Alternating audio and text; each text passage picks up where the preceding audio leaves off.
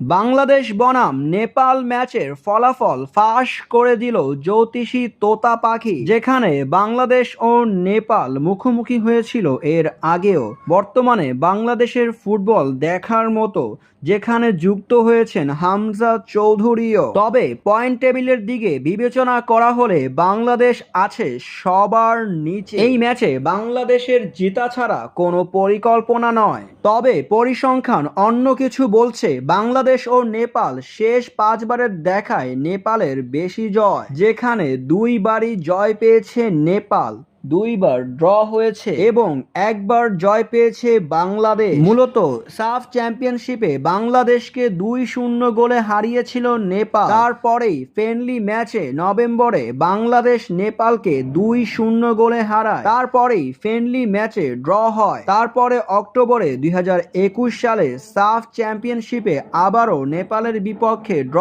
করে বাংলাদেশ। শেষবারের দেখায় সেপ্টেম্বরের 27 তারিখে 2022 সালে 3-1 গোলে বাংলাদেশকে হারায় নেপাল। তবে এবার এই ম্যাচের আগে ফলাফল ফাঁস করে দিল জ্যোতিষী তোতা পাখি, যেখানে দুই দেশের পতাকা রাখা হলে বাংলাদেশকেই বেছে নেয়। তাহলে কি এবার জিততে যাচ্ছে বাংলাদেশ?